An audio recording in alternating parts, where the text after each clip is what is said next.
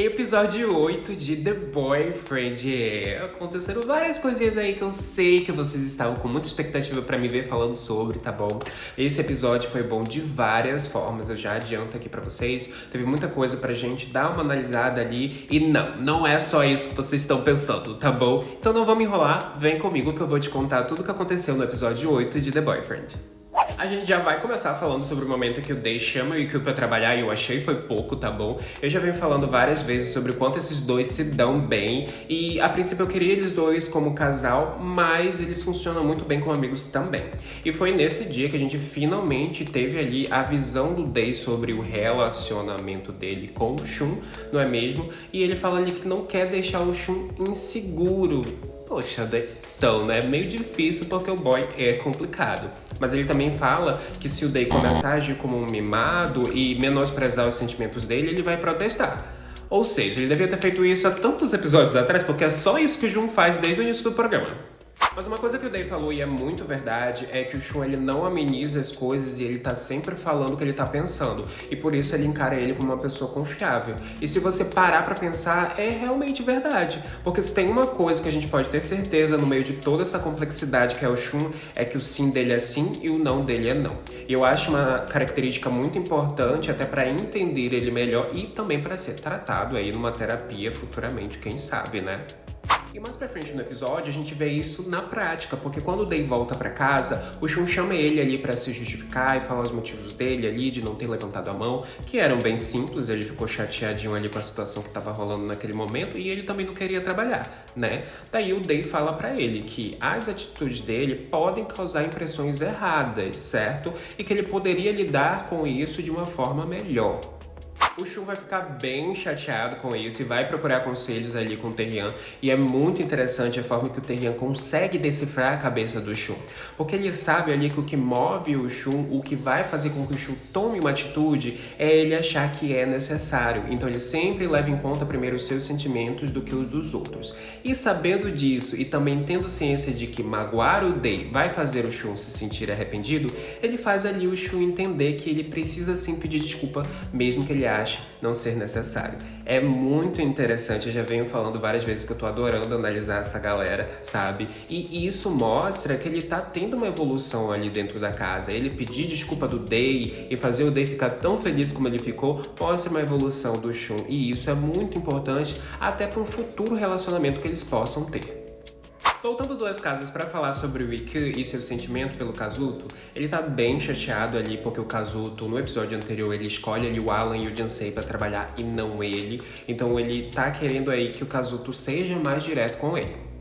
Se tem uma coisa que eu adoro nesses reality shows em específico, é quando a galera faz a rodinha, fala de suas vivências. O Alan trouxe ali o assunto se assumir pra roda e a gente descobre umas coisas, como por exemplo, o Ryota se assumiu pros pais dele antes de ir pro programa, porque ele não queria que os pais dele soubessem pela boca de outras pessoas. E eles reagiram muito bem. Assim como os pais do Day, que apesar de estarem bem preocupados com ele também e as coisas que ele faz, eles também reagem bem. Ao contrário disso, a gente tem o Kazuto, que os pais deles ficaram bem tristes quando ele se assumiu, e temos o Tae-hyun também, que não se assumiu para os pais, porque os pais dele se separaram quando ele era bem pequeno e ele praticamente viveu a vida inteira longe deles, certo? Eu acho muito importante esse momento no programa e em outros reality shows, porque isso aproxima o público da gente, faz com que as pessoas entendam que, apesar dessa ilusão de que existe uma evolução, de que tudo tá muito diferente, na verdade não é bem assim.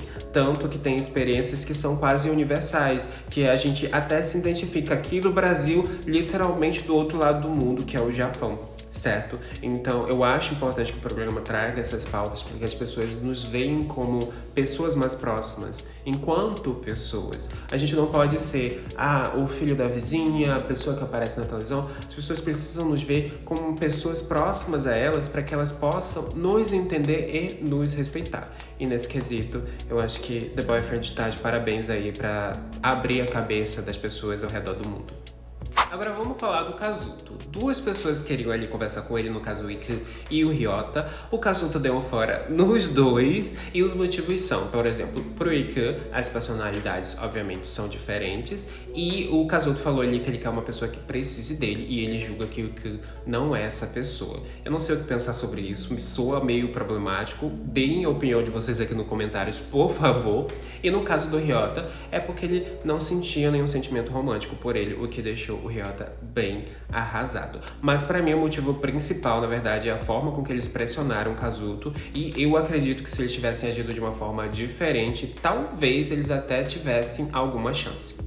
Talvez no dia seguinte, agora só vou falar desse jeito, a gente também não teve a abertura ali do café porque teríamos ali o último encontro deles. E eu não vou enrolar, já vou dizer os casais. O primeiro, obviamente, foi o Shun e o Day. Tivemos Kazuto e Alan. E para surpresa de muitos, inclusive da minha, tivemos Ryota e Jensei.